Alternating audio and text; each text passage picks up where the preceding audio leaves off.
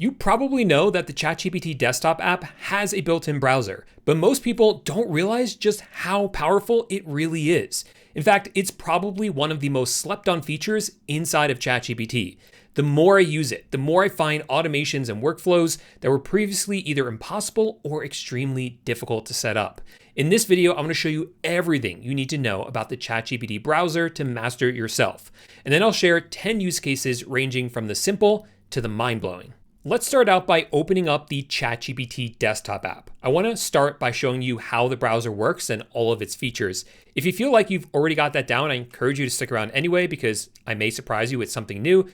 But if you're confident you know everything about the browser and you just want the use cases, you can skip around using the timestamps down below. Once you have the ChatGPT desktop app open, click on this icon on the top right to toggle open the side panel.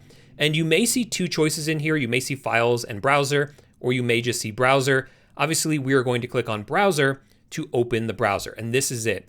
I'm going to click on this button right here to expand it, to make it larger and easier to look at. And this is pretty much a standard browser. So up here, you can enter in any URL, you can open up multiple tabs, and you can use the URL up here as a search bar.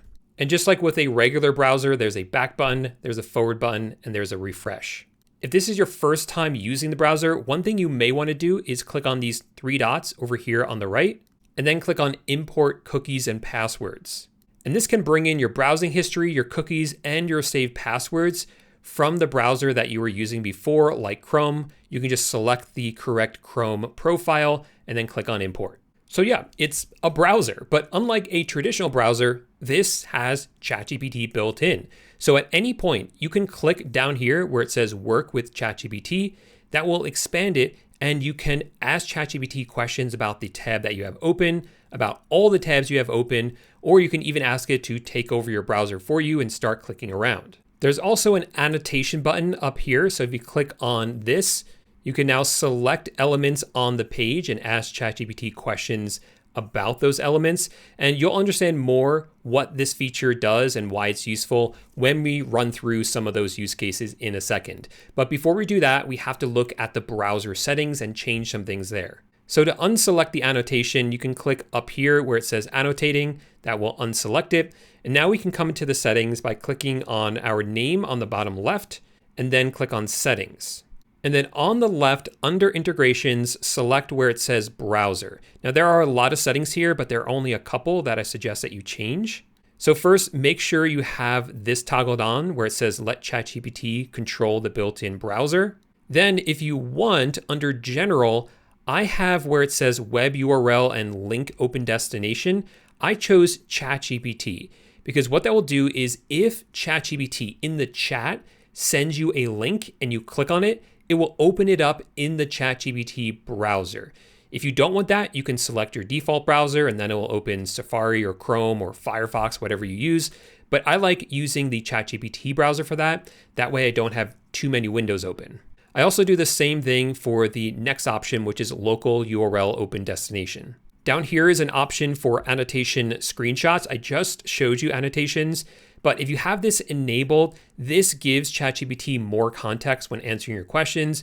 It does say that it increases your planned usage. However, I found it to be very useful, so I leave that one on. Scrolling down, we have some settings for autofill and passwords and downloads if you want to change the download location. But the really important thing is down here under permissions. First, look at approval. This is where you can choose whether ChatGPT can open websites on its own without asking for permission, or if it should always ask for permission before opening a website. You can make that choice for yourself, and we have a similar choice for browsing history. You can choose if ChatGPT can always look at your browsing history, or if it first has to ask permission to access your history. But there are always these specific site permissions that override those defaults. So let's say you're not yet comfortable giving ChatGPT full access to the web without it asking you for permission. So you would select right here where it says always ask. But let's say there are a couple of sites where you do feel comfortable. All you have to do is click on add here, put in the name of the website, and then choose the rule for it. So for this one, I want ChatGPT to always have access to facebook.com. Let's say I have a schedule set up where every day it's going through my Facebook feed and looking for potential leads. I want that to be done automatically on its own, so I need to give it permission to access Facebook all the time. So that's why I'm doing that here, and then I can click on Add. And so even though ChatGPT normally under these settings has to always ask for permission before opening websites, if the website is facebook.com, it no longer has to ask me for permission. So what's great about this is that you can get very granular with the controls. I'm going to delete this one and switch this back to always allow though, because those are the settings I prefer. Okay, so now that your browser is set up and you have a general idea of how it works, let's dive into some of the use cases so you can get a better idea of what you can do with ChatGPT browser use. This first use case is pretty simple, but it's worth mentioning. You can use the ChatGPT browser as a browser. And because you can open multiple tabs and it stays logged in for you between sessions, it's a pretty capable browser, especially because it has ChatGPT built in. So when you come across something like an article that you want AI to summarize for you, all you have to do is click down here where it says work with ChatGPT and type in your question, like summarize this article. Now, usually when I'm using the ChatGPT browser, I like to switch the model slider down so it's a little bit faster because I don't want a slow model when I'm browsing the web or doing things. I want it to work a little bit quicker.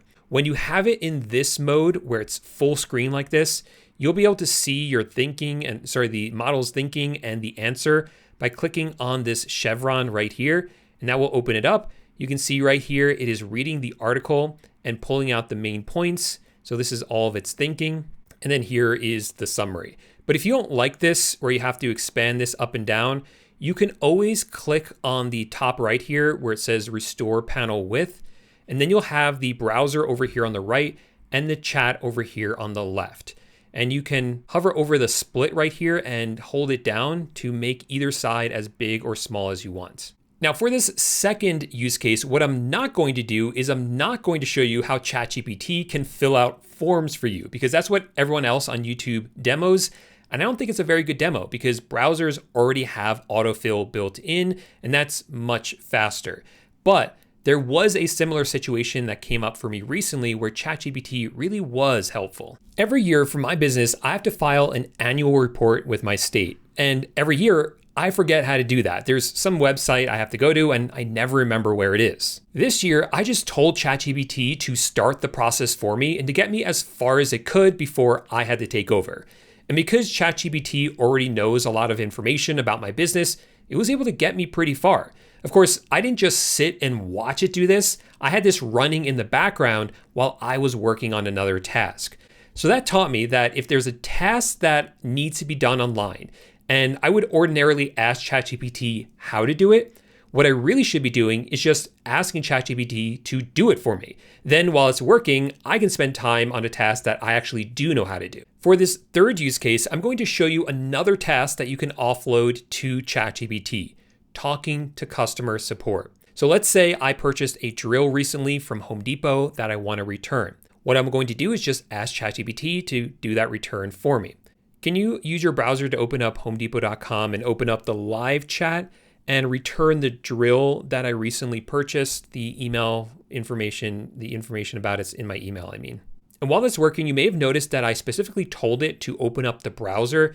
I find that often helps to either say that or to say use browser use, because sometimes it tries to do everything through plugins and it doesn't realize or remember that it has access to a browser. So sometimes using that language can help. Now, as we are talking, you'll see right here that this little window pops up. This is a preview of what it's doing. So even if you have the side panel closed and you're not able to see the browser, you will always see a preview of it right here. If you wanted to, you can hide it, but to see the full thing, you can expand the side panel right here.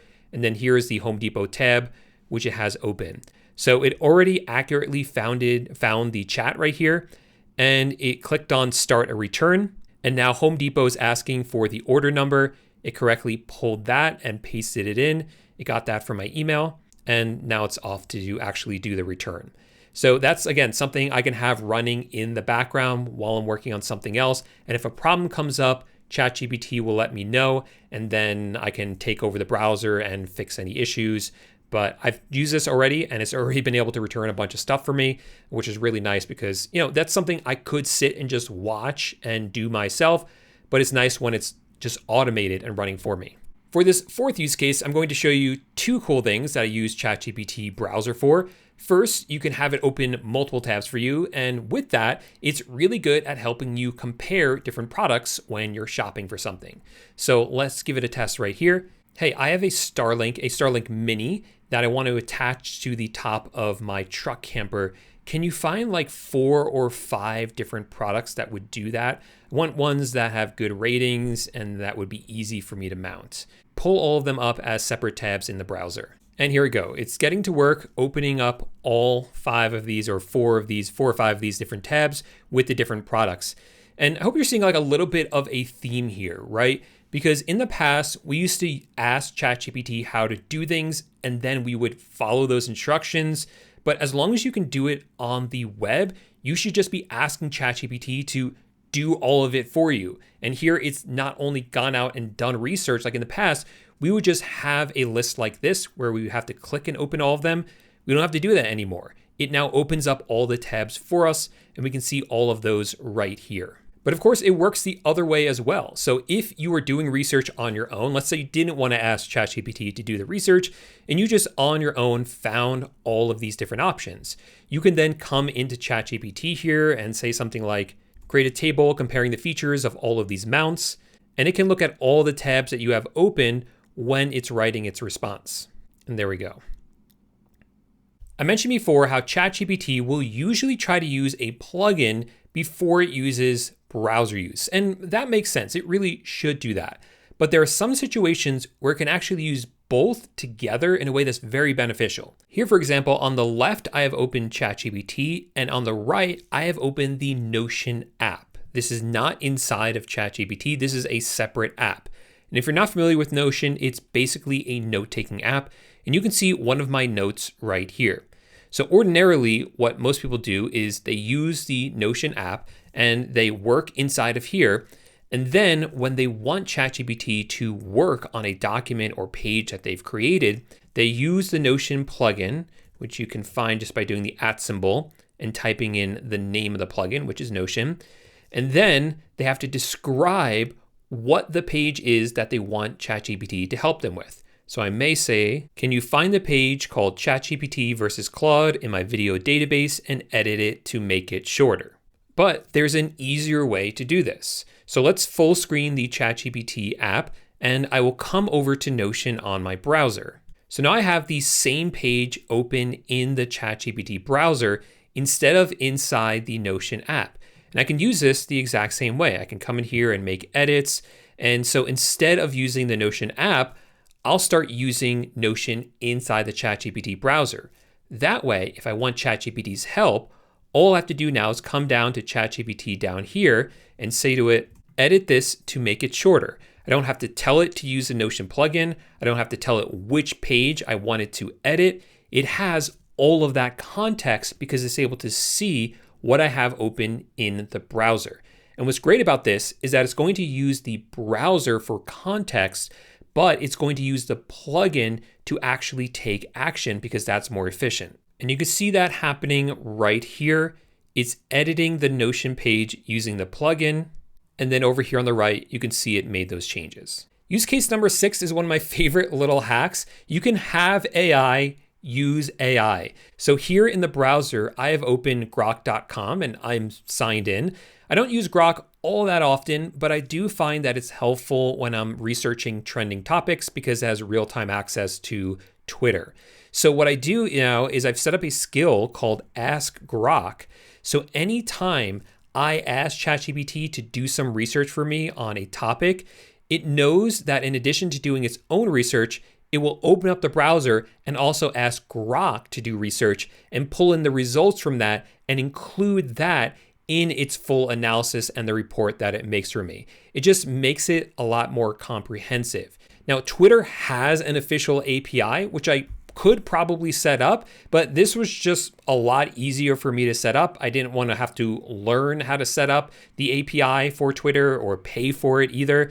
So I just use this and it seems to work.